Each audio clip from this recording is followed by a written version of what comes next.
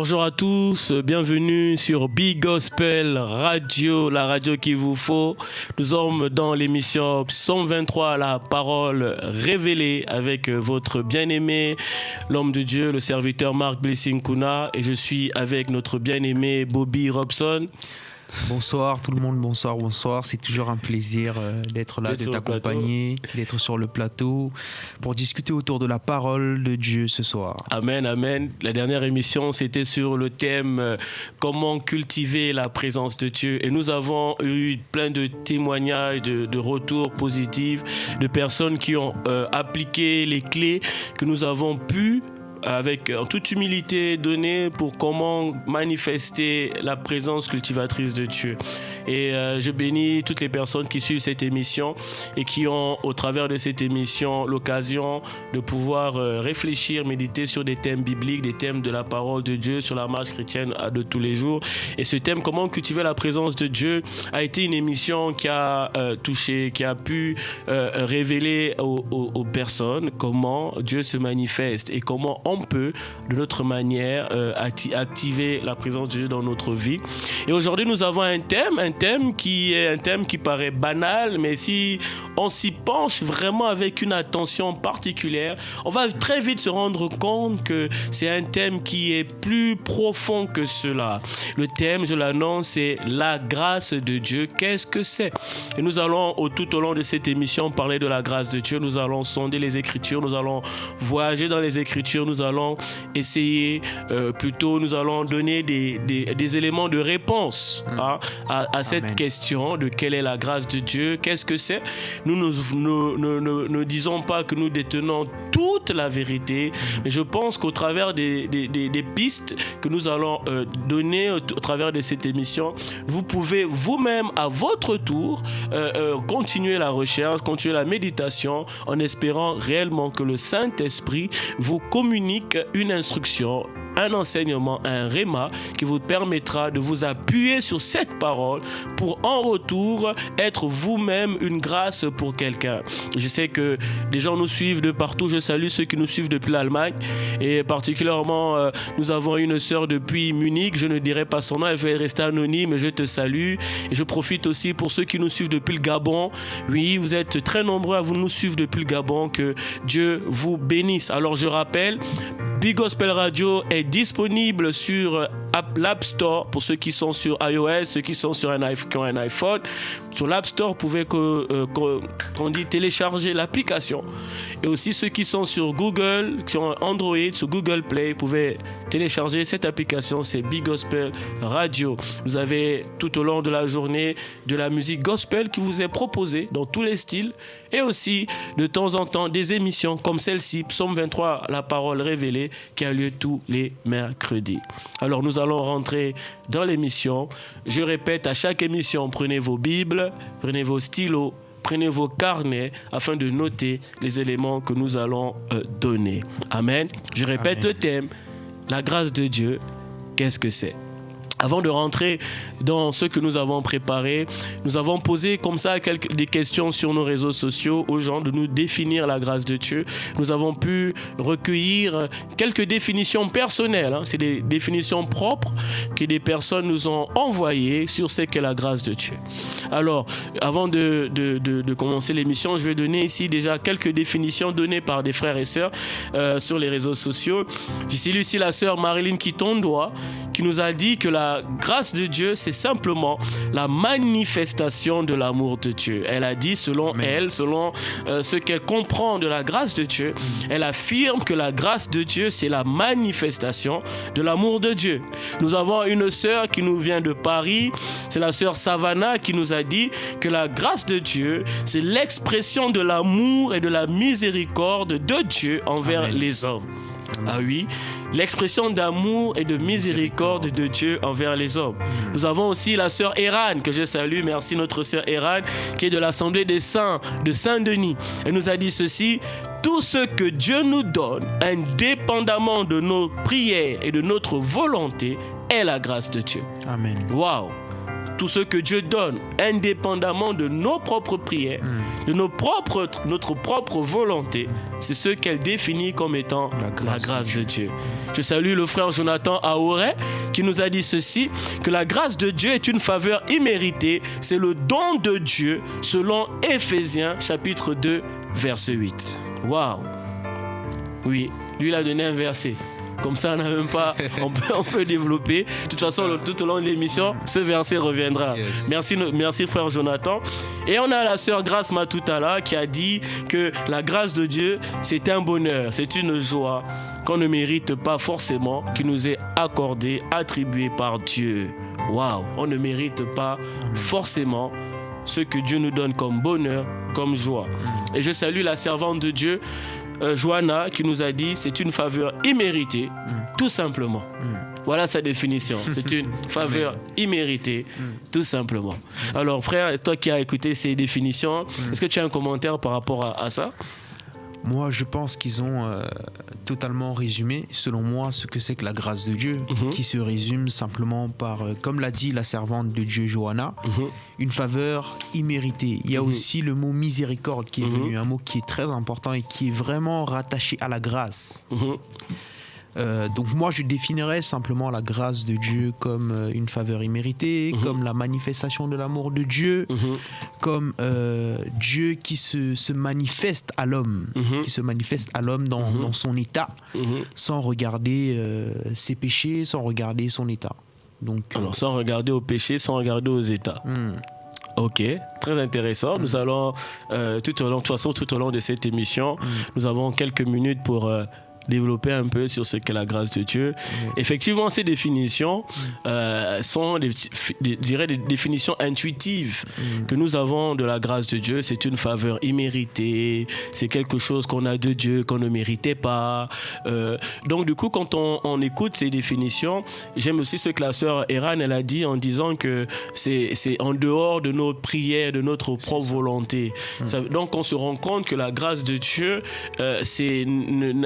n'a pas besoin d'une certaine manière de notre propre concours. C'est Dieu lui-même qui le manifeste. En gros, si je comprends bien, déjà avant d'entrer dans les Écritures, dans sa pleine volonté. De sa pleine volonté, c'est ça la grâce de Dieu. Ok. Alors nous allons commencer, ou plutôt nous allons poursuivre. Donc en rentrant dans les Écritures, nous allons d'abord prendre, je voulais qu'on lise Luc, mais on va d'abord prendre Éphésiens 2:8. On reviendra dans Luc plus tard. Éphésiens chapitre 2, le verset 8. C'est un verset qui nous introduit dans ce que nous allons essayer de définir comme étant la grâce de Dieu. Et alors Éphésiens 2:8 va nous dire ceci. Car c'est par la grâce que vous êtes sauvés, par le moyen de la foi. Et cela ne vient pas de vous, c'est le don de Dieu. Je répète, Éphésiens chapitre 2, verset 8. Car c'est par la grâce que vous êtes sauvés, par le moyen de la foi. Et cela ne vient pas de vous, c'est le don de Dieu. Je répète, car c'est par la grâce que vous êtes sauvés, par le moyen de la foi.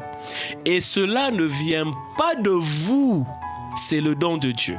Amen. Cela ne vient pas de vous, c'est le don de Dieu. Je répète, cela ne vient pas de vous, c'est le don de Dieu. Amen. Quand on voyait les définitions tout à l'heure que les gens ont données, ils étaient bien en train de dire que ça ne vient pas de nous, mais c'est Dieu qui, dans son amour, ou plutôt dans sa volonté, manifeste quelque chose dans nos vies qu'on ne méritait pas.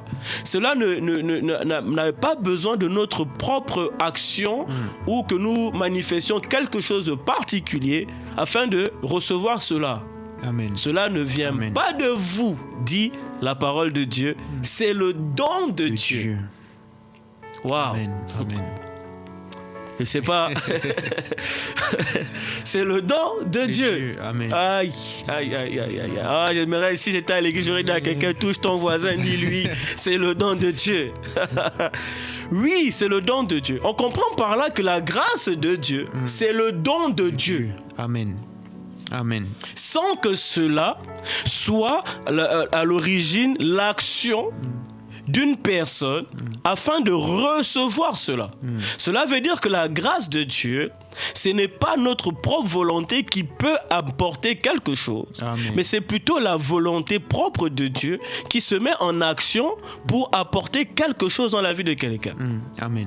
C'est la grâce de Dieu, c'est le don de Dieu. J'aimerais ici qu'on souligne cela, c'est le don de Dieu. La Bible nous dit ceci dans Jean chapitre 3 verset 16, et j'aimerais d'ailleurs même qu'on le lise. Jean chapitre 3 verset 16, c'est un verset qu'on lit, qu'on dit, tout le monde connaît ce verset, mais j'aimerais vraiment qu'on lise exactement ce qui est écrit. Jean chapitre 3 le verset 16, c'est ce que la Bible dit, ou ce que Jésus dit. Amen. Voici ce que la Bible dit ou ce que Jésus dit. Jean 3 verset 16. Car Dieu a tant aimé le monde qu'il a donné son Fils unique. Car Dieu a tant aimé le monde qu'il a donné son Fils unique. Dans Éphésiens chapitre 2, on dit « Cela ne vient pas de vous, c'est le don de Dieu. » Et Jésus lui-même, il dit dans Jean chapitre 3, verset 16, que le Fils a été donné. Amen. Aïe, Amen. il ne sait pas. Amen. En fait, on comprend par là que Dieu a tant aimé le monde qu'il a donné son Fils unique. On comprendra très vite que la grâce de Dieu, c'est une personne. Amen. Amen. Amen. La grâce de Dieu, c'est une personne. Amen. Moi, j'aime bien les prophètes. Un prophète a dit, un enfant nous est né, un fils nous est donné. Amen. Amen. Un fils nous est donné. Moi, j'ai toujours tendance à dire, moi, je ne me réjouis pas de la naissance de Jésus. C'est moi. Hein. Je ne parle pas pour toute l'Église. Mais fêter le Noël, pour moi, n'a pas de sens. Parce que le fils est né, mais ce qui m'intéresse, ce n'est pas l'enfant qui est né. Ce qui est une bénédiction pour moi, c'est le fils qui est donné. Amen. Amen. Amen. Ça, c'est la profondeur, ça. Non, là je vais aller en eau profonde. La Bible dit, un enfant nous est né, ok, D'accord. mais c'est un fils qui est donné. Yes. Et Jésus dit dans Jean 3,16, car Dieu a tant aimé le monde qu'il a donné son Fils unique, afin que quiconque croit en lui, à qui? À celui qui est donné. Si tu crois à celui qui est donné, c'est là que tu auras la vie éternelle. Amen. Ce n'est pas seulement fêter un enfant qui est né qui donne la vie éternelle, mais c'est de croire en Fils qui est donné. Éphésiens 2,8 dit, c'est le don de Dieu. Amen. C'est ça la grâce de Dieu. Ce qui est la bénédiction ultime, supérieure, c'est le Fils qui est donné. Et quand on parle de don, on parle d'offrande. Et là où on parle d'offrande, on parle de sacrifice. Et là où on parle de sacrifice, on parle d'un animal. Et là où on parle d'un animal, on parle d'un animal qui est mis à mort. Et là où on parle d'un animal qui est mis à mort, on parle d'un sang qui est donné. Rappelez-vous, Jean-Baptiste, quand il a vu Jésus pour la première fois, il n'a pas dit voici un homme. Il a dit voici l'agneau de Dieu qui ôte le péché du monde. Amen. Suivez-le. Yes. Aïe. Roté Sata. Quand on parle de la grâce de Dieu, on est en train de parler d'une personne. Une personne qui est donnée. C'est le Fils. Amen. Donc, quand on dit la grâce de Dieu, c'est une faveur imméritée, oui, je suis d'accord avec cela. Mais c'est la manifestation de cette faveur imméritée qui m'intéresse. C'est une personne, c'est un don, c'est un sacrifice. C'est Jésus, le Fils, qui est donné. Amen. C'est pour ça que je me réjouis plutôt du Fils qui est donné. Parce que quand on parle du don, je répète, on parle d'offrande, on parle de mort. C'est la mort de Jésus qui est le don, le Fils qui est mis à mort pour nous sauver. Amen. Amen. C'est fort, ça. Ah oui. Amen. Comment on me parle de la grâce de Dieu? Moi, quand je parle de la grâce de Dieu, c'est le Fils qui est donné. Amen. Amen. Amen. Tu veux dire quelque Donc là, chose? si je comprends bien ce que tu dis, enfin que nous comprenions tous, lorsqu'on dit que le Fils est donné, c'est donné à la croix de Golgotha. Oui. Il n'y a Amen. pas de don. Le don, c'est un sacrifice. Yes. Le don, c'est une offrande. Quand tu donnes quelque chose à quelqu'un, c'est que tu as perdu cette chose. Amen. Je ne sais pas si tu comprends. C'est ça. À chaque fois que je donne à quelqu'un, je perds quelque chose. C'est quelque chose de moi que j'ai donné. Ah tiens, je vais faire une offrande à l'église. Mais bien aimé, l'or appartient à Dieu, c'est sûr. Mais les 100 € que je retire à la banque sortent de mon compte. Genre, je retire à la banque et je donne. Quand on parle de don, on parle d'une perte. Par contre, c'est une perte qui a un gain. Est-ce que vous comprenez? Donc, quand on dit que le Fils est donné, ou que Dieu a tant aimé le monde qu'il a donné, il a perdu un Fils. Amen. Qui était auprès de lui, et il a envoyé pour mourir. Un Fils unique. Fils unique. Amen. C'est un don de Dieu. C'est une perte. Mais pour nous, c'est un gain. Amen. Est-ce que vous comprenez? Je ne suis pas encore entré dans la définition de la grâce de Dieu. Mais on va au fur et à mesure donner une définition. À la fin, on donnera une définition. Mais j'aimerais d'abord faire remarquer à celui qui suit cette émission que la grâce, c'est d'abord une personne. Amen. Je ne rentre pas encore sur l'identité de la personne à proprement parler, mais on a déjà compris que cette personne, c'est le Fils. Et cette personne qui est le Fils, c'est Jésus. Amen. Amen. Éphésiens 2:8 va dire c'est le don de Dieu. C'est le don de Dieu. C'est ça la grâce de Dieu. Car c'est par la grâce que vous êtes sauvés, par le moyen de la foi. Et cela ne vient pas de vous, c'est le don de Dieu. Je connais ce verset par cœur. Cela ne vient pas de vous, c'est le don de Dieu. C'est Dieu qui fait un don. Il a fait quoi comme don? Jésus. Amen. La grâce de Dieu, c'est toute une personne. C'est Jésus. Amen. Et quand on dit c'est Jésus, si on pousse le bouchon encore loin, Jésus c'est qui? C'est Dieu. Amen. En gros, la grâce de Dieu, c'est Dieu Amen.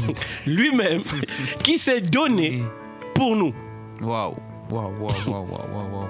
C'est quoi la grâce de Dieu? Et du coup, quand on comprend que la grâce de Dieu, c'est Dieu qui se fait homme comme don pour nous, on comprend que puisque Dieu c'est tout, donc la grâce de Dieu c'est tout. Amen. En lui, il y a tout. Waouh. Amen.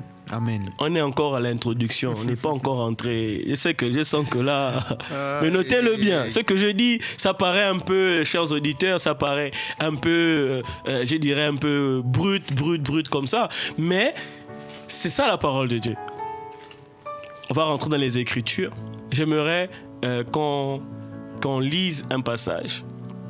Dans Tite chapitre 2, verset 11. Tite chapitre 2, le verset 11. Et après, on ira dans l'Ancien Testament parce que l'Ancien Testament a des éléments aussi qui sont intéressants pour notre compréhension. Amen. Amen. Que dit la parole de Dieu? Tite chapitre 2, le verset 11. La Bible dit ceci. Car la grâce de Dieu, source de salut, a été manifestée. Oh là là là là là là. Je reprends. Car la grâce de Dieu, source de salut pour tous les hommes, a été manifestée. Amen. Je répète. Car la grâce de Dieu, pour tous les hommes, a été manifestée. Si on dit que la grâce a été manifestée, je disais tout à l'heure avant l'émission, quand on parle de quelque chose qui se manifeste, c'est d'abord quelque chose qui n'était pas perceptible par la conscience et qui d'un coup s'est révélé à l'entendement humain. Ici on nous dit, car la grâce de Dieu, source de salut, pas pour un ou deux ou trois évêques ou trois archibishops s'est manifestée, on dit pour tous les hommes. Car la grâce de Dieu a été manifestée. Yes. Si elle a été manifestée, ça veut dire que quelque part, elle a d'abord été cachée. Amen. On est d'accord? On est d'accord. Si elle s'est manifestée, si elle a été rendue perceptible à notre entendement, à notre conscience, à nos yeux, c'est que quelque part, elle ne l'était pas. Donc, elle s'est manifestée. Et je disais tout à l'heure que la grâce de Dieu, c'est d'abord une personne. Yes. Qui est la personne de Jésus. Puisqu'on a compris que le don, c'est le Fils. c'est le don, c'est le Fils. Et à un moment donné, le Fils s'est manifesté. On est d'accord jusque-là? Nous sommes d'accord. Je reviendrai sur le titre après. Cela sous-entend qu'il y a eu un temps où la grâce de Dieu, puisque j'ai dit bien la grâce de Dieu est éternelle, mais il y a eu un temps où la grâce de Dieu n'était pas atteignable ou plutôt touchable. Je ne sais pas comment le dire. La grâce de Dieu n'était pas accessible, palpable, de manière directe. Il y a eu un temps où cette grâce-là était cachée sous forme d'un mystère. Yes. C'était un mystère. La grâce de Dieu est un mystère qui s'est manifesté, révélé. Oh, j'aime bien la parole de Dieu qui dit la gloire de Dieu, c'est de cacher les choses. Et la gloire des rois, c'est de sonder les choses. Amen. Oui, c'était caché dans un mystère. Et j'aimerais nous montrer ici, d'ailleurs même, c'est ce qui va nous aider à définir la grâce, de quelle manière aussi c'était un mystère. Nous allons prendre la Bible dans Genèse chapitre 27. Genèse chapitre 27. Je ne suis pas encore en train de donner la définition qui va être pour toi un moyen de rentrer chez toi et de prier. Je vais d'abord poser quelques fondements bibliques et ensuite on va essayer de donner une définition définitive qui te permettra de comprendre que tout de Dieu est pour toi. Amen. Genèse chapitre 27. Ici, c'est une histoire qu'on connaît tous, mais j'aimerais quand même lire l'histoire. Chapitre 27, verset 1er. Voici ce que dit la parole de Dieu. Isaac devenait vieux et ses yeux s'étaient affaiblis au point qu'il ne voyait plus. En gros, il était devenu aveugle. Alors il appela Ésaü, son fils aîné, et lui dit, « Mon fils, mon fils !» Et il lui répondit, « Me voici. » Isaac dit, « Voici donc, je suis vieux, je ne connais pas le jour de ma mort. Maintenant donc, je te prie, prends tes armes, ton carquois et ton arc. Va dans les champs et chasse-moi du gibier. Fais-moi un mets comme j'aime et apporte-le-moi à manger, afin que mon âme te bénisse avant que je ne meure. » Verset 5. Rebecca écouta ce que Isaac disait à Ésaü, son fils. Et Ésaü s'en alla dans les champs pour chasser du gibier et pour le rapporter. Verset 6. Puis Rebecca dit à Jacob, son fils, « Voici, j'ai entendu ton père qui parlait ainsi à Ésaü, ton frère, apporte-moi du gibier et fais-moi un mets que je mangerai et je te bénirai devant l'Éternel. Écoute ma voix à l'égard de ce que je te commande. » Donc Rebecca commande à Jacob. Va me prendre au troupeau 2 bons chevreaux. J'en ferai pour ton père un mets comme il aime. Et tu le porteras à manger à ton père, afin qu'il te bénisse avant sa mort. Jacob répondit à sa mère, voici, Ésaü mon frère est velu. Il a des poils. Et je n'ai point de poils. Peut-être mon père me touchera-t-il et je passerai à ses yeux pour un menteur et je ferai venir sur moi la malédiction et non la bénédiction. Sa mère lui dit que cette malédiction, mon fils, retombe sur moi. Écoute seulement ma voix, et va me les prendre. Jacob alla les prendre et les apporta à sa mère qui fit un mets comme son père aimait. Ensuite, Rebecca prit les vêtements d'Ésaü. Oh là là là, verset 15 à noter. Ensuite, Rebecca prit les vêtements d'Ésaü, son fils aîné, les plus beaux qui se trouvaient à la maison, et elle les fit mettre à Jacob, son fils cadet. Elle ouvrit ses mains de la peau des chevreaux et son cou qui était son poil, et elle plaça dans la main de Jacob, son fils, le mets et le pain qu'elle avait préparé. Il vint vers son père et dit, « Mon père » et Isaac dit, « Me voici, qui es-tu mon fils ?» Jacob répondit à son père, « Je suis Ésaü, ton fils aîné. » Je m'arrête là. Nous allons définir ce qu'est la grâce de Dieu avec cette histoire. Cette histoire nous enseigne sur ce qu'est la grâce de Dieu. C'est une faveur imméritée quelque chose qu'on ne méritait pas forcément. J'ai aimé cette définition au départ. Parce qu'on va se rendre compte que tout ce que vous avez dit pour nous permettre de préparer cette émission cadre exactement avec ce que Jacob va vivre, expérimenter dans les Écritures. Amen. Amen. J'aime la parole de Dieu. Qu'est-ce que la grâce de Dieu? La grâce de Dieu, qu'est-ce que c'est? Ici, mon bien-aimé Bobby, on nous parle d'Isaac qui doit bénir son fils. Ésaü. Il doit bénir Ésaü. Son fils. Son fils. En gros, les paroles que Isaac avait dans son âme pour libérer sur son fils Ésaü n'étaient pas pour Jacob. C'était des bénédictions qui étaient définies, prédéfinies pour Ésaü. Bien que plus tard, Isaac déclare les paroles sur Jacob, mais c'était des bénédictions qui étaient préparées pour Ésaü. En d'autres termes, Jacob n'a pas reçu la bénédiction qui lui appartenait. Il a reçu la bénédiction qui appartenait à quelqu'un d'autre, à son fils aîné, à son frère aîné. Amen. Amen. En gros, il a reçu une bénédiction qui n'était pas à lui. Une faveur imméritée. Une faveur qui n'était pas à lui. Ça, c'est un. Les auditeurs commencent à comprendre où on va aller. Ce n'était pas à lui. Jacob reçoit une bénédiction, une parole prophétique qui appartenait à Ésaü. Mais comment se fait-il que Jacob a réussi à recevoir une bénédiction très grande qui n'était pas à lui, mais finalement qui lui appartient? Amen. Amen. Dieu a donné son Fils unique. J'aime la parole de Dieu qui dit que Jésus-Christ est le Fils, le premier-né de toute la création. Notre frère aîné. Oh, Yaya Jésus. Comme les Lingala et les Congolais chantent. Yaya Yesoué. Yaya Yesoué. Oh, notre grand Jésus, notre grand frère. Notre grand frère qui est ici représenté par le type qu'est Ésaü. Le fils aîné. Jésus.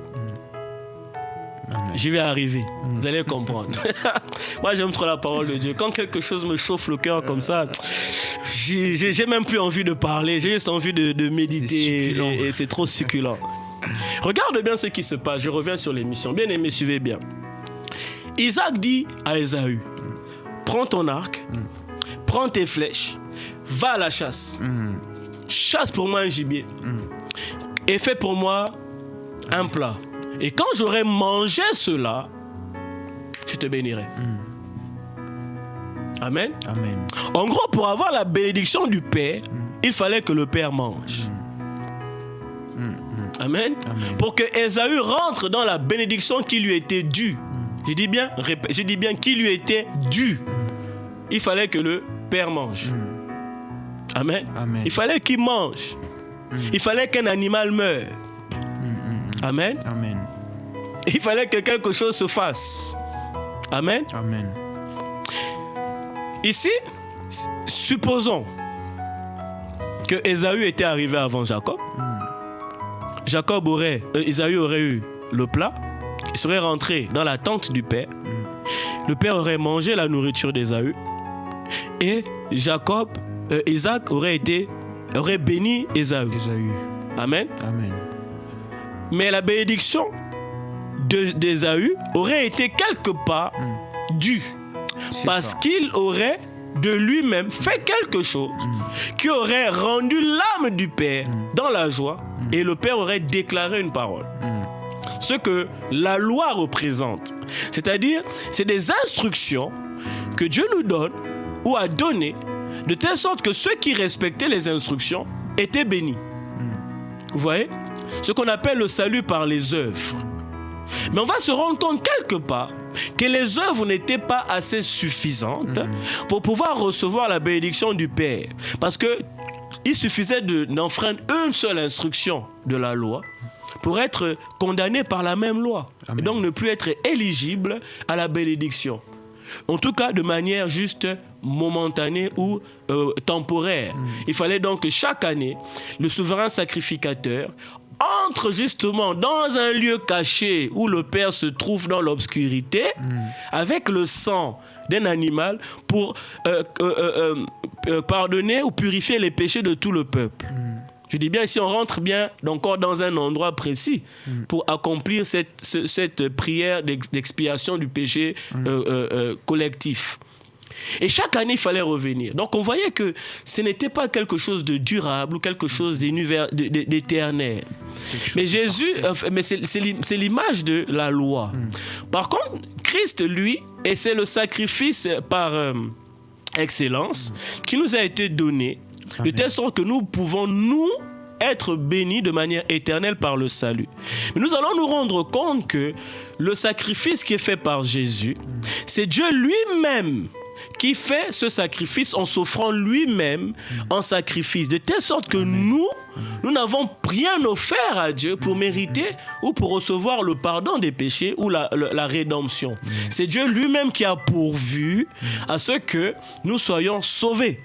Est-ce que vous allez me dire, mais pourquoi il parle de ça? Je vais expliquer par rapport à l'histoire qu'on lit dans Genèse 27. Ici, on voit bien que Ésaü reçoit une instruction, une loi. Pour que je te bénisse, il va falloir que tu appliques ou tu accomplisses telle parole. Ésaü s'est donc mis à mettre la loi, l'instruction, à la respecter. Il est parti dans les champs, il est parti dans la savane, il est peut-être parti dans la forêt à la chasse pour ramener un animal, pour préparer à son père afin de recevoir une parole. Ça, c'est la loi. Amen. Par contre, Isaac, ou plutôt Jacob, qui était dans les parages, ou plutôt sa maman qui était dans les parages, va faire quelque chose. Elle va appeler Jacob, elle va dire, tu vois, ton père va bientôt mourir, il va bientôt déclarer une parole de bénédiction sur ton frère. Mais elle savait les promesses qui étaient sur la vie de Jacob. Déjà aussi, tout à l'heure on dit la grâce est par une personne. Mais la grâce c'est aussi d'abord une parole, c'est d'abord une promesse. Amen. Elle savait la promesse qui était sur Jacob. Rappelez-vous, la Bible dit Dieu a haï Ésaü, il a aimé Jacob. D'ailleurs, je vais expliquer ça après. Alors, qu'est-ce qui va se passer? Jacob, finalement, va pouvoir rentrer dans la tente de son père pour recevoir la bénédiction avec un animal préparé. Mais cet animal préparé, ce n'est pas lui qui l'a préparé. Est-ce que vous voyez? Ce n'est pas lui qui l'a préparé, c'est sa mère qui l'a préparé. Amen. Il a reçu une bénédiction, non pas avec quelque chose qu'il avait, mais quelque chose qu'on lui a donné. Il n'a rien fait. Je ne sais pas s'il était si paresseux que ça, mais Jacob a été béni avec un mets qui lui a été donné, qu'il n'avait pas préparé. Et d'ailleurs, c'était des chevreaux qui étaient déjà dans le troupeau d'Isaac. C'est fort. Donc ce qu'Isaac a mangé, c'était un animal qui venait de son propre troupeau. Ah bah oui. Amen. Bah oui, Amen. Je crois que quelqu'un a déjà compris. Amen. Jésus était de quel troupeau? Amen. C'était l'animal de quel troupeau? Qui a été pris et qui a été donné comme offrande afin que nous soyons sauvés. Est-ce que vous comprenez? C'est fort, c'est fort, c'est fort. Ça venait du même troupeau d'Isaac. Jésus venait du même troupeau du Père. Vous voyez? Amen. C'est ça qu'on appelle la grâce de Dieu. Il n'a rien fait, il n'a rien préparé, et il arrive avec cela devant Isaac. Et Isaac le bénit avec un mets du troupeau d'Isaac lui-même. En gros, il a pris du Père. Et il a été béni par une brebis ou un chevreau, je sais pas, une chèvre, un petit de la chèvre, le chevreau. Et il a donné à son père. Pour qu'il soit béni. Pour qu'il soit béni. Alors qu'au départ, son père avait dit à Ésaü, va chasser. Va chasser. Il n'a pas chassé. Va pas prendre de mon troupeau. Va pas prendre de mon troupeau. Va chasser là-bas. Amen, c'est fort, c'est fort. Ah bah oui. Donc en réalité, Jacob n'a rien fait. Il n'a rien fait du tout. Jacob n'a ni préparé, rien. N'a ni chassé, il n'a rien fait. Et en plus, il n'était pas au courant qu'il y avait une bénédiction qui allait sortir. Waouh. Amen. Il ne le savait pas. Il était dans l'ignorance, dans une méconnaissance totale de que quelque chose se préparait. Si ça n'avait été Rebecca qui est ici l'image du Saint-Esprit, qui vient parler à notre cœur pour nous attirer vers le Père, qui avait dit à Jacob, il se passe quelque chose de particulier, ne passe pas à côté. Et même ça, c'est ça l'œuvre du Saint-Esprit. Amen. Ah oui? Et lui, il a obéi à la voix de l'esprit, à la voix de la mère, en disant, ok, donne seulement, je vais faire. Et à un moment donné, Jacob va même dire, mais Ésaü est velu. Moi, je fais comment? Yes. Elle a dit, c'est pas grave. Elle allait prendre le vêtement d'Ésaü qu'elle a revêtu à Jacob. Amen. Donc il avait maintenant l'apparence, l'odeur du fils aîné, de son frère aîné, sans qu'il n'ait fait quelque chose de particulier. Yes. Du coup, quand Isaac va bénir Jacob, il va sentir l'odeur de Ésaü. Il va toucher la peau d'Ésaü. Mais il est en train de bénir Jacob. Jacob. Yes. En gros, pour recevoir la bénédiction en question, il fallait avoir l'odeur du frère. Il fallait avoir l'habit du frère. Est-ce que tu comprends? Yes. Et la nourriture du frère. En gros, il fallait... Rappelez-vous, tu nous as donné un verset de Romains avant l'émission. Mais moi, je donne celui de Galates qui dit, vous qui avez été baptisés en Christ, Galates chapitre 3, vous avez revêtu Christ. Amen. Ici, Ésaü, c'est le type de Christ qui a revêtu Jacob afin que Jacob rentre dans sa bénédiction. Ésaü, qui était ici l'image de la loi, qui sont des instructions qu'on te donne pour être béni. C'est ce que Christ a dit, je suis venu accomplir la loi, je ne suis pas venu l'abolir. Et en fait, il est venu manifester Ésaü. Amen. Va donner un gibet. Vous voyez, il est venu accomplir la loi afin que le vêtement qu'il avait nous soit donné, afin que nous puissions avoir accès à la présence de Dieu. Amen. Donc, le vêtement qui permet à Dieu. Dieu est aveugle. Lui ferme seulement les yeux, lui sent l'odeur du fils qui est Ésaü. Il touche la peau qui est celle d'Ésaü. Il dit, reçois la bénédiction. Amen. Je répète, Jacob a reçu la bénédiction d'Ésaü. Amen. Amen. Nous aussi, la bénédiction que nous avons de Dieu, c'est en Christ. Yes. La grâce de Dieu, c'est une personne. C'est Jésus. Amen. Qui nous a donné, qui nous a permis d'avoir le vêtement, qui nous permet d'être acceptés dans la tente de Dieu, dans la présence de Dieu, le Père, qui est ici l'image d'Isaac. C'est ça la grâce de Dieu. C'est réussir à être béni sans avoir fourni aucun effort. Le vêtement. Par contre, c'est quelqu'un d'autre qui l'a accompli. Amen. À notre place. En écoutant la voix de l'Esprit qui nous a convaincus du péché et de justice afin de venir au Père, la voix de Rebecca. Amen. Et finalement se retrouver, avoir une bénédiction éternelle. Sans qu'il a juste eu à croire et à accepter d'obéir à sa mère. Amen. Et il a été béni. Amen. Qu'est-ce que la grâce de Dieu? Yes. C'est ça la grâce de Dieu. Amen. Par cette histoire, on peut comprendre ce qu'est la grâce de Dieu. Amen. On est dans Psaume 23, la parole révélée. On ne veut pas se donner des définitions comme ça. On veut juste aller dans les Écritures et en ressortir des choses qui sont intéressantes. Tu veux dire quelque chose? Alors, on voit par exemple qu'ici, la grâce est liée aux vêtements. Est liée aux vêtements. Et ça, c'est une notion qui a été vue dans les Écritures plusieurs fois. C'est-à-dire la grâce qui est liée aux vêtements. Depuis Genèse. Depuis Genèse, d'ailleurs.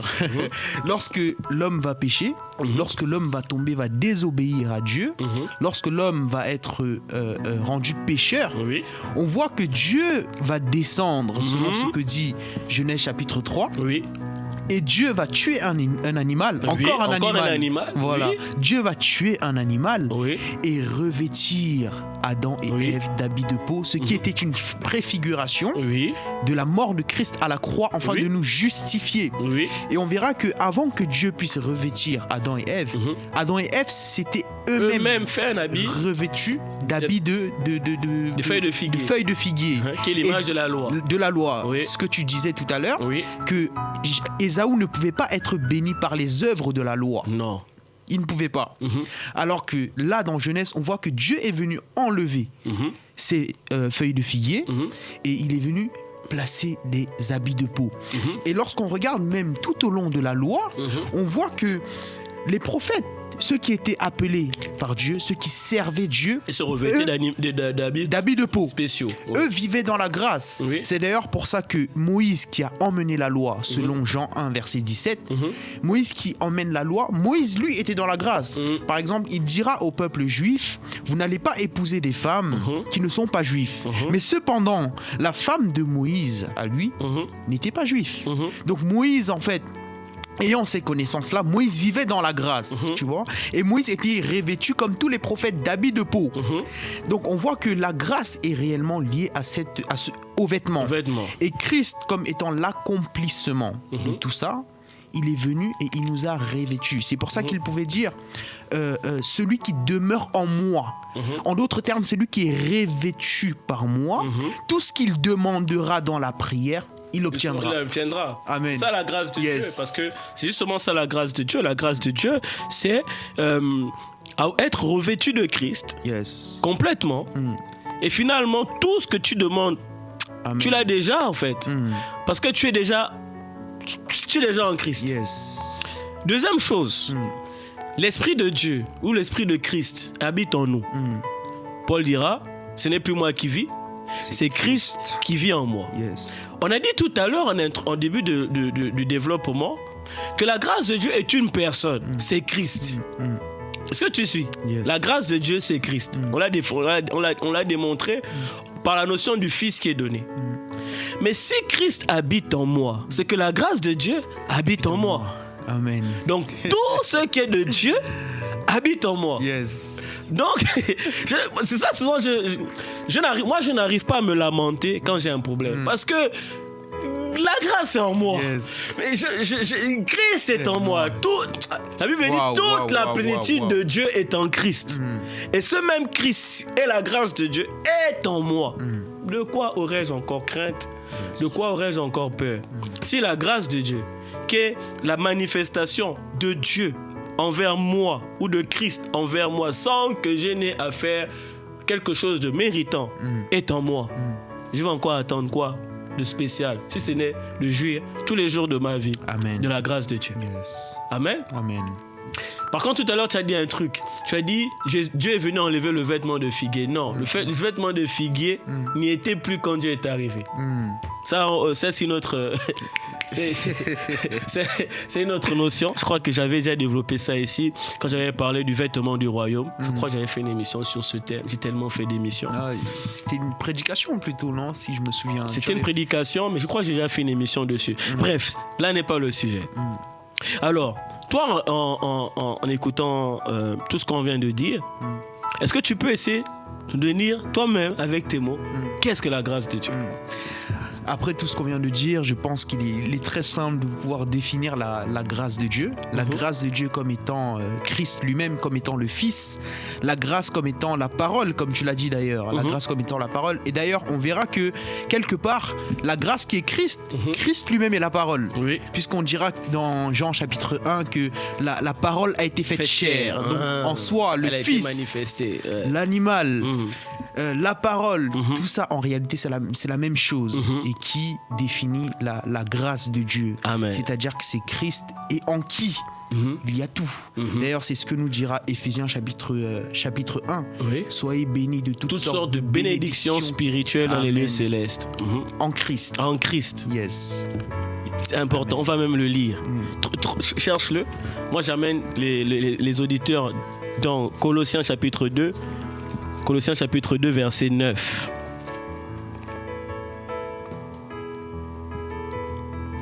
Oui, Colossiens chapitre 2, verset 9. Mais je vais lire à partir du verset 8. Voici ce que dit la parole de Dieu. Toi, tu es dans Éphésiens. Voici ce que la parole de Dieu dit. Notez-le. Nous sommes dans Colossiens chapitre 2, verset 8. Prenez garde que personne ne fasse de vous sa proie par la philosophie et par une vaine tromperie, s'appuyant sur la tradition des hommes, sur les rudiments du monde et non sur Christ. Amen. Prenez garde que les gens qui vous parlent, les gens qui vous prêchent, les gens qui vous entretiennent, les gens qui vous conduisent, ne vous conduisent pas en se basant sur Christ. mais sur les rudiments du monde, les philosophies, les traditions. Non, chez nous, c'est comme ça, vous savez. Non. Il faut se baser sur Christ. Et continue son propos en disant, car en lui, en Christ, car en lui habite toute la plénitude de la divinité. Vous avez, verset 10, vous avez tout pleinement en lui. Amen. Car en lui habite toute la plénitude de la divinité. Vous avez tout pleinement en lui, qui est le chef de toute domination et de toute autorité. Amen. Amen. Vous avez tout en lui. Il est lui-même la grâce de Dieu. Amen. En lui habite corporellement toute la divinité. Yes. Vous avez tout pleinement. Donc on n'a pas tout à moitié en lui. Tout pleinement. C'est-à-dire, quand on dit de pleinement, c'est que là même là, ma bouteille, je l'ai vidée.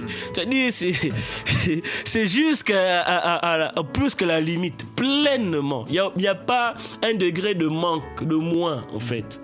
Quand on dit pleinement, en lui il y a tout. Amen. Vous avez tout pleinement. Tout, je répète, tout pleinement. La grâce de Dieu, c'est une personne, c'est quelqu'un, c'est Jésus. Amen. Et en lui, il y a tout pleinement. Amen. Il y a tout. Il n'y a rien qu'il n'y a pas. Amen. Même rien, il n'y a pas. Et si on va dans Éphésiens que tu nous disais tout à l'heure. Éphésiens 1, Oui, à partir du verset 3, oui, je lis la parole de Dieu. oui. Éphésiens 1, verset 3 dit ceci. Mhm, Béni soit Dieu le Père Mhm. de notre Seigneur Jésus-Christ, mhm.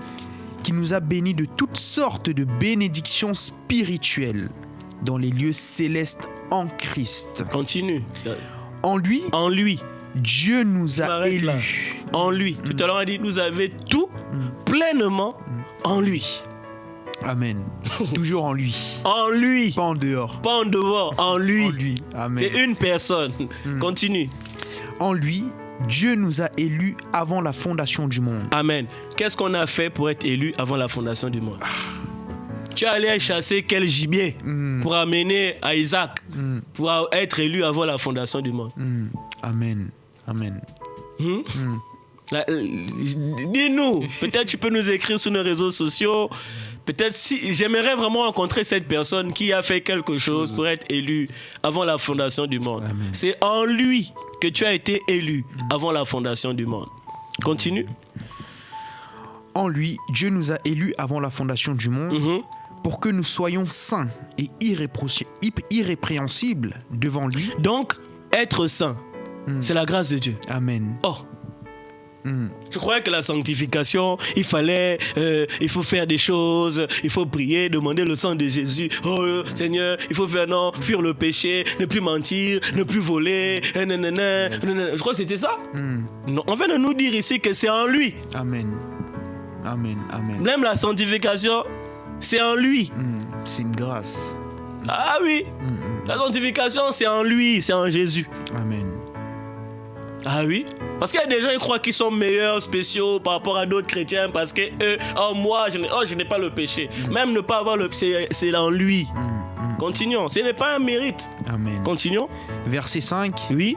Nous ayant prédestinés dans son amour à être ses enfants d'adoption par Jésus-Christ. À être des enfants d'adoption par Jésus-Christ. Oh. Tu as chassé combien de gibier pour être adopté par Dieu? Yes. Continuons. Selon le bon plaisir de sa volonté. Selon le bon plaisir de sa volonté. C'est sa volonté qui s'est manifestée. Continue. Amen. À la louange de la gloire de sa grâce qu'il nous a accordée en son bien-aimé. C'est là que je voulais d'ailleurs même arriver. Écoute bien, il dit, comme tu viens de lire, à la louange de la gloire de sa grâce. Ici dans la phrase, c'est la grâce qui a la gloire. Je répète, Amen. à la louange de la gloire de sa grâce. Amen. Je suis l'Éternel, je ne donnerai pas ma gloire. Il dit, c'est quoi le verset? Je suis l'Éternel, Je ne je ne partagerai pas ma gloire. Je ne partagerai pas ma gloire. Amen. Et ici, il est en train de dire, à la louange, je répète, à la louange de la gloire de sa grâce. Amen. L'Éternel n'aime pas qu'on parle de gloire à quelqu'un, si ce n'est à lui. Amen. Mais ici, on nous dit à la louange de la gloire de sa grâce. Donc sa grâce là, c'est une personne. Amen. Ah oui, parce que si la grâce a la gloire, ça ne peut qu'être que Dieu. Amen. Amen. La grâce, c'est une personne. Yes. C'est Jésus. Et il dit à la louange de la gloire de sa grâce qui nous a accordé en son bien-aimé, en lui. Donc c'est en lui-même qui nous a accordé la grâce. Amen. Amen. Continue. Verset 7. Oui. En lui, nous avons la rédemption par son sang, Oui. la rémission des péchés, Oui. selon la richesse de sa grâce. Selon la richesse de sa grâce, on a la rémission des péchés. Amen. Et des gens ils croient trop. Moi, je suis spécial, moi. Non. Tu fais peut-être pas le péché de l'autre, mais tu as forcément un péché. Déjà même le fait de penser que c'est par tes propres œuvres, c'est déjà un péché. Yes. La Bible dit quoi? Celui qui dit qu'il n'a pas de péché, il fait de Dieu un menteur. Ah, c'est grave. Continuons. Que Dieu a répandu abondamment sur nous par toute espèce de sagesse et d'intelligence, nous faisant connaître le mystère de sa volonté, selon le bienveillant dessein qu'il avait formé en lui-même pour le mettre à exécution lorsque les temps seraient accomplis. Voici la définition de la grâce. Tout à l'heure, je disais que quand on parle de manifestation, ça veut dire que c'est mettre à rendre réel ou perceptible quelque chose qui était déjà là, mais de manière invisible ou non révélée. Je disais que la grâce est un mystère. Et ici, on nous dit que, dans la phrase que tu viens de nous lire, selon le bienveillant dessein qu'il avait formé en lui-même, donc quelque chose qui était en lui caché, c'est ça? C'est ça. Je répète, qu'il avait, selon le verset 9, selon le bienveillant dessein qu'il avait formé en lui-même, pour le mettre à exécution, c'est-à-dire le rendre manifestable ou manifesté lorsque les temps seraient accomplis. Amen. Donc la grâce de Dieu, c'est l'évangile. Amen. Oui, simplement. C'est l'évangile, c'est-à-dire que le plan que Dieu met en exécution pour sauver l'homme. Amen. C'est ça la grâce de Dieu. C'est l'évangile. Et cet évangile, c'est une personne. C'est Jésus. Amen. Amen. Selon le bienveillant dessein qu'il avait formé en lui-même pour le mettre à exécution lorsque les temps seraient accomplis, de réunir toutes choses en Christ, celles qui sont dans les cieux et celles qui sont sur la terre. En lui, nous sommes aussi devenus héritiers, ayant été prédestinés suivant la résolution de celui qui opère toutes choses. Je continue. Verset 13. En lui, vous aussi, après avoir entendu la parole de la vérité, l'évangile de votre salut, en lui, tout le temps, en lui. Il dit en lui, verset 13, vous avez cru et vous avez été scellés du Saint-Esprit, Saint-Esprit qui avait été promis. C'est cette jour la grâce de Dieu. Amen. Lequel est un gage de notre héritage pour la rédemption de ceux que Dieu s'est acquis à la louange de sa gloire. Tout à l'heure on dit à la louange de la gloire de la grâce. Ici on dit à la louange de sa gloire. Donc on comprend que la grâce et Dieu c'est la même chose. Amen. Amen. Amen. La grâce de Dieu en Jésus-Christ. D'ailleurs c'est le thème, le titre du chapitre là d'Éphésiens 1. Le titre c'est la grâce de Dieu en Jésus-Christ. Tout ce qu'il a fait pour nous, ou tout ce qu'il nous a accordé pour avant même la fondation du monde, c'est accompli dans la personne de Jésus. Nous avons compris que la personne de Jésus là, c'est la grâce. Amen. C'est Dieu lui-même qui met en exécution des choses pour que nous soyons bénis. Et Dieu se le fait par le Fils qu'est Ésaü. C'est Ésaü qui a ouvert la brèche. Il a tout fourni d'une certaine manière à Jacob afin qu'il reçoive sa bénédiction. Yes, amen. Ce n'est pas pour rien que le chapitre 2 d'Éphésiens va nous dire au verset 8, quand on a bien compris tout ça, car c'est par la grâce que vous êtes sauvés. J'aime bien, déjà quand on dit car, c'est qu'il y avait, quand on dit mais où est donc orni car, ce sont des conjonctions de coordination qui relient des énoncés. Si on dit car, c'est qu'il y avait quelque chose avant. Et ce quelque chose avant, c'est tout ce qu'on vient de lire. En lui, vous avez été bénis. En lui, vous avez été sauvés. En lui, vous avez l'héritage. En lui, vous avez le Saint-Esprit. En lui, vous avez tout pleinement. En lui, vous avez tout. Amen.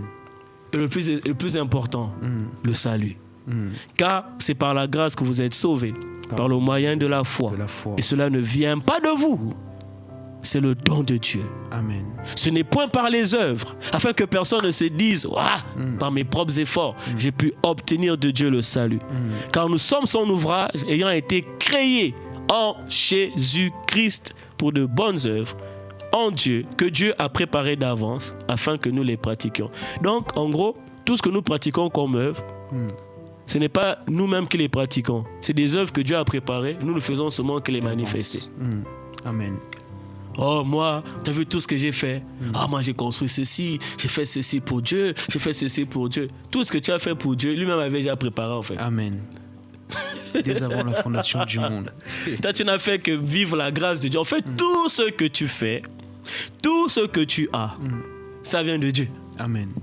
Elle ne vient pas de toi. Yes. Arrête de dire c'est moi, c'est pas toi. C'est la grâce de Dieu. C'est Jésus qui a accompli.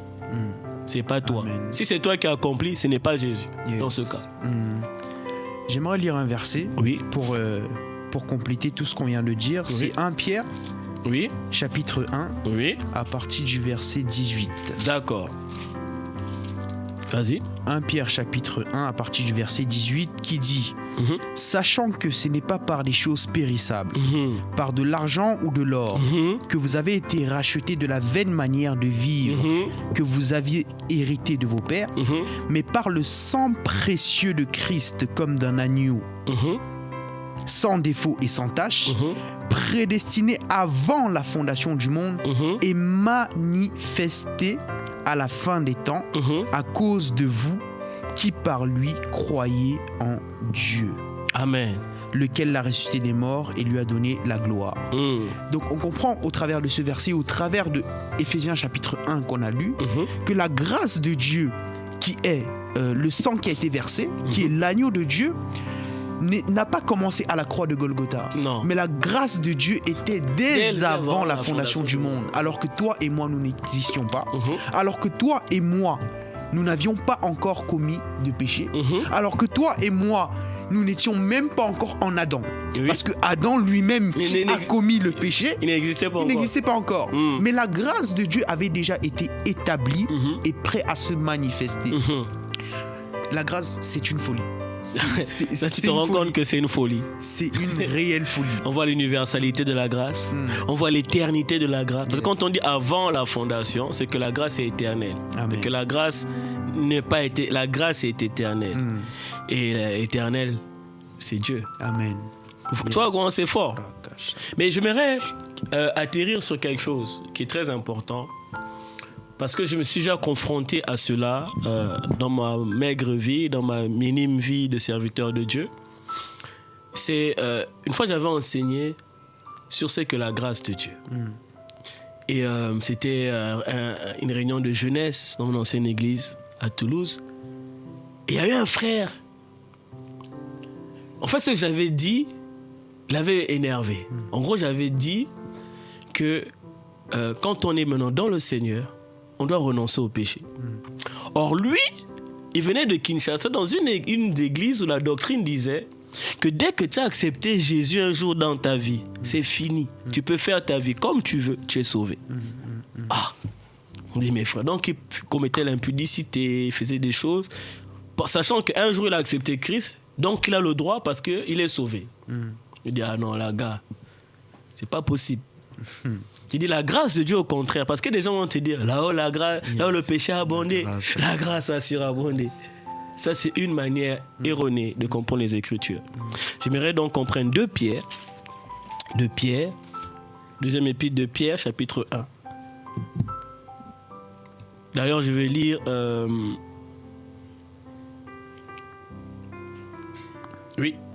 Voici ce qui est dit. J'aimerais que tu cherches aussi le verset qui dit la grâce nous enseigne.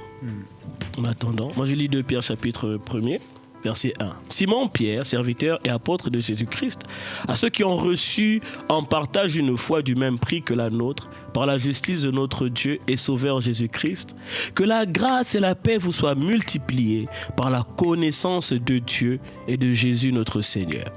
Comme sa divine puissance nous a donné tout ce qui contribue à la vie et à la piété. Donc, on nous a tout donné, tout ce qui contribue à la vie et à la piété, au moyen de la connaissance de celui qui nous a appelés par sa propre gloire et par sa vertu. Le verset 2 nous dit, Pierre va bénir l'Église, ceux qui vont lire cette lettre, en disant que la grâce de Dieu vous soit multipliée. Alors la grâce de Dieu se multiplie.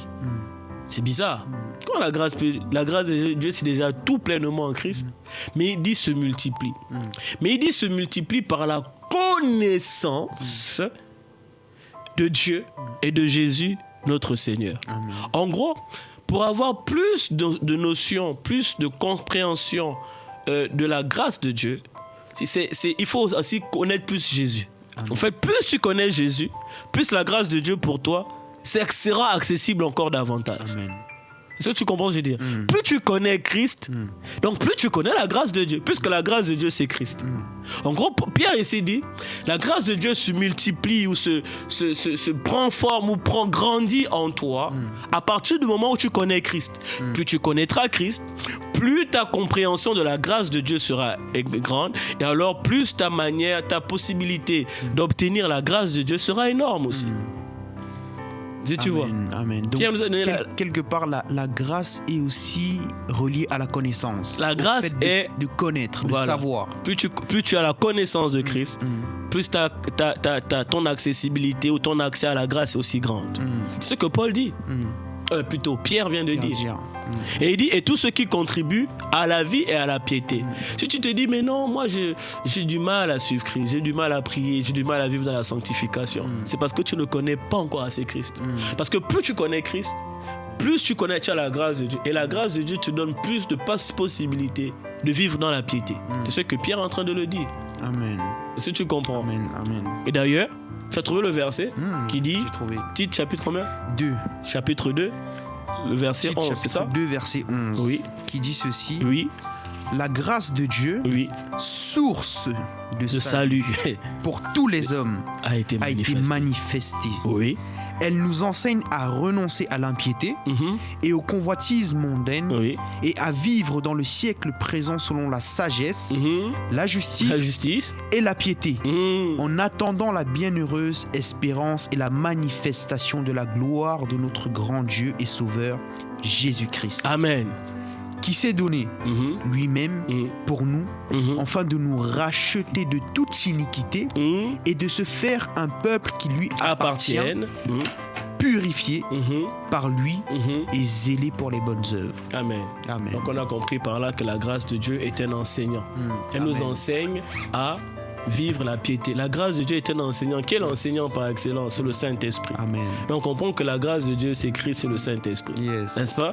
La parole dit que la grâce de Dieu nous enseigne comment vivre dans la sainteté, dans la piété, en attendant notre réunion avec notre Seigneur. Amen. C'est ce qu'on attend. Enfin, si tu es chrétien et tu n'entends pas de vivre pleinement la vie éternelle avec Christ, c'est que tu n'es pas chrétien. Il y a des choses que tu n'as pas encore compris. Mais le Saint-Esprit nous enseigne, la grâce de Dieu nous enseigne. Ce qui dit, la grâce de Dieu, source de salut, a été manifestée pour tous les hommes. Point. Elle nous enseigne. Donc la grâce de Dieu nous enseigne. Yes. Or, l'enseignant, c'est le Saint-Esprit qui nous enseignera toutes choses. Donc, on comprend que la grâce de Dieu, c'est le Saint-Esprit. Donc, c'est le don de Dieu. Amen. Et elle nous enseigne à vivre dans la sainteté, nous enseigne à vivre dans la justice, en attendant. La grâce de Dieu qui nous permet d'attendre le retour de Christ. Amen. Ou plutôt notre enlèvement ou notre réunion avec le Seigneur. Amen. Amen. Donc, on a compris que la grâce de Dieu, c'est une personne.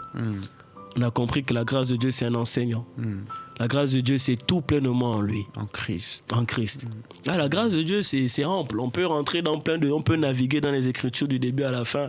On arrivera toujours à la conclusion, simplement, que tout ce que nous avons de Dieu, c'est la grâce de Dieu. C'est Christ lui-même. Et je vais conclure là avec ce verset. Je crois qu'on est déjà au bout de l'émission. Un verset, on est dans Romains, chapitre 11, verset 33, et on arrête là. Romains, chapitre 11. Ceux qui me connaissent savent que c'est mon verset préféré. Romains 11, 33. Romains 11, 33. Tu es Romains 11, 33, j'y suis. J'étais dans un Corinthiens 11. Oh là là. Romains 11, 33. Vas-y. Romains 11, verset 33 dit ceci. Oui. Ô profondeur de la richesse. Oh là là. De la sagesse. Arrête-toi là, voilà. Non, rien que le premier mot. Oh, profondeur de la richesse. C'est profond. Il dit profondeur. En gros, il est étonné de la profondeur de la richesse. C'est comme si c'est une profondeur qui a pas de limite. Il est étonné de la mesure de la profondeur. Amen. Amen. De la richesse. Continue. De la sagesse. De la sagesse et la science de Dieu. Donc de l'enseignement de Dieu. Donc on parle ici du Saint-Esprit qui est enseignant. Continue. Que ses jugements sont insondables et ses voies incompréhensibles. Car qui a connu la pensée du Seigneur ou qui a été son conseiller? Qui a été son conseiller? Ça veut dire quoi? Qui a pu dire à Seigneur, fais comme ça, et puis voilà. Personne. Continue.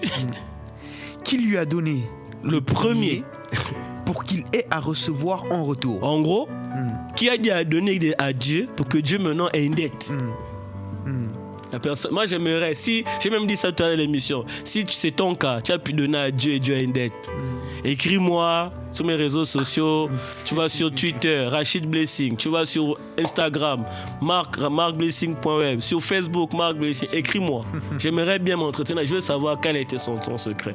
Parce que si Paul nous dit qui lui a donné le premier afin de recevoir en retour, en gros, c'est impossible. Tout ce que Dieu t'a donné, c'est la grâce. Amen. Amen.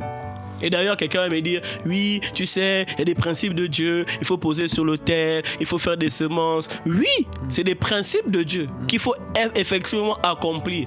Mais la semence, là, vient d'où? La Bible dit, c'est lui qui donne la semence au semeur. Donc ta semence que tu amènes sur l'autel, ça vient de qui? C'est la grâce de Dieu.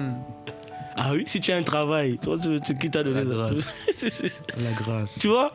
Continue. Verset 36. C'est de lui, par lui oui, et pour lui que sont toutes choses. À lui la gloire dans tous les siècles. Amen. Amen. C'est de lui. J'aime bien ça. C'est de lui, par lui et pour lui que sont toutes choses. Amen. C'est de lui. Toutes choses viennent de lui.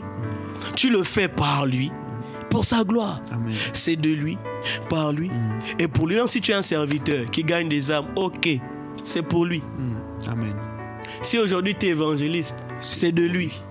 Si aujourd'hui tu peux prêcher l'évangile, c'est par lui. Encore lui. C'est toujours lui, en lui, de lui, par lui, pour lui, que lui, en lui, par lui. Tout en lui. Donc c'est ça la grâce de Dieu. Amen. En fait, j'ai fait cette émission pour nous faire comprendre que nous n'avons rien de nous-mêmes.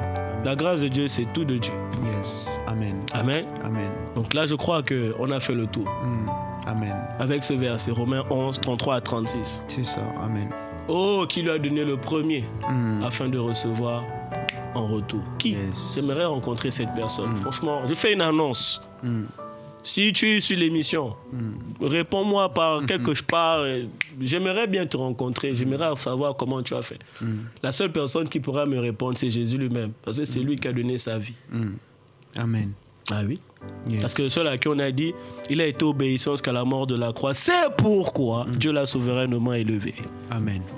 Amen. Amen. Donc, on comprend que la grâce est toujours disponible, Marc. Toujours? Depuis l'éternité jusqu'à l'éternité, la grâce est disponible. Oui. Même aujourd'hui, la grâce est disponible. Oui.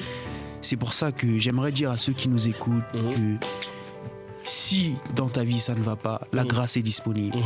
Tu es malade, la grâce est disponible. Tu cherches un travail, la grâce est disponible. Dans toute chose, dans toute difficulté, toujours se dire que la grâce est disponible. Il dira à Paul, ma grâce te suffit. Ma grâce te suffit.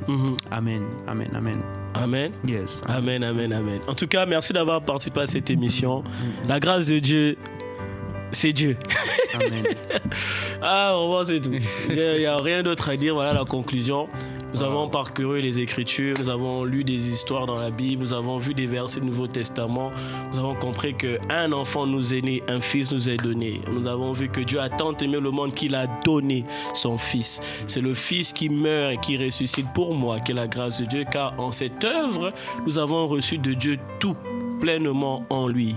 Nous avons tout en lui. Il n'y a rien que tu ne peux dire que ça vient de toi-même. Si réellement tu es en Christ, tout ce que tu as, c'est de lui, c'est par lui et pour lui que sont toutes choses, et à lui soit la gloire. Rends gloire à Dieu pour tout ce qu'il fait de toi, dans le nom puissant de Jésus. Merci à toutes les personnes qui nous ont écrit pour nous aider à préparer cette émission. Je remercie le frère Bobby qui a encore accepté d'être là sur le plateau pour nous aider à développer cette émission. Et je remercie tous les partenaires de la radio Big Gospel Radio.